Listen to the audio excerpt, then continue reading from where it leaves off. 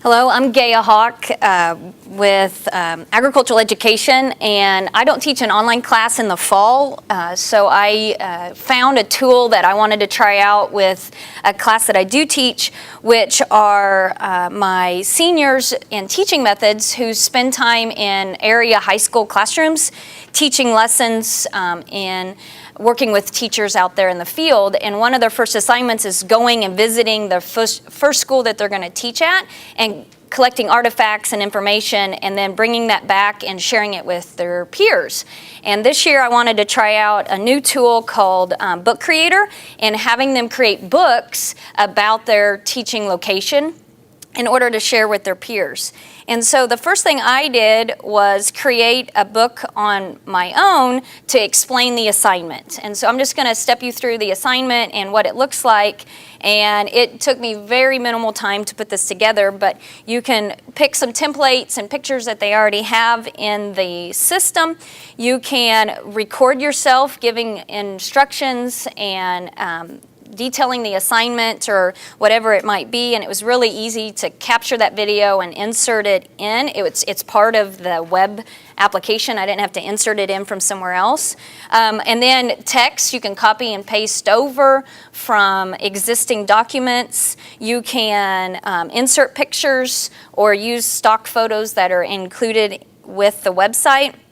You can underline and put arrows, and it's not loading, but right there it should be one. There it comes.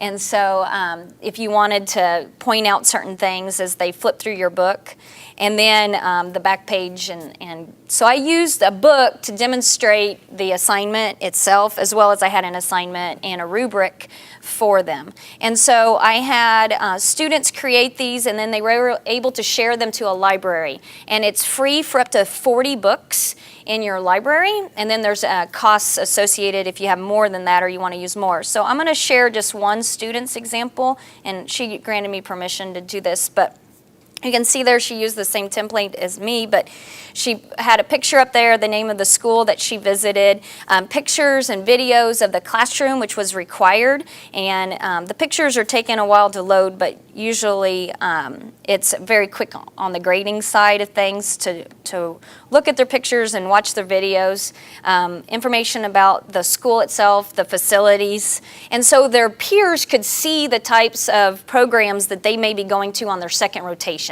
So they'll go to 2 schools, and this what enabled them not to have to go out and do that second observation day.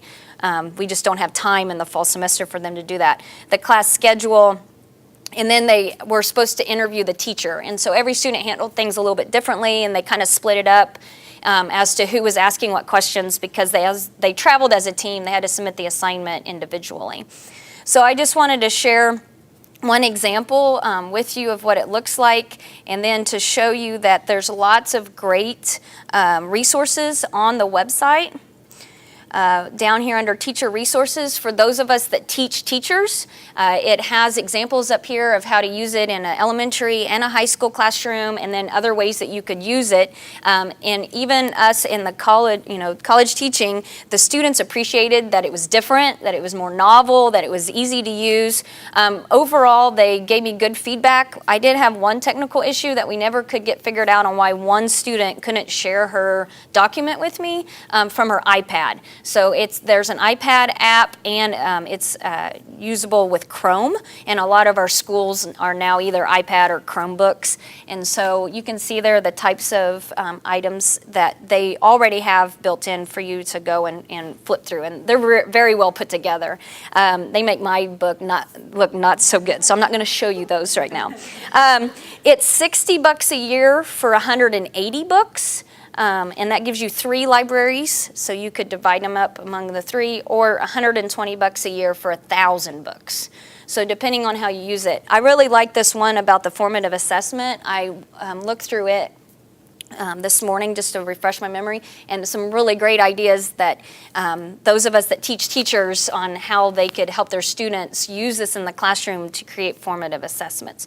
So lots of great resources available to you, and it was very easy to use and adapt, and my students are already reporting that they're going to use it in their classrooms this semester where they're out student teaching. So thank you.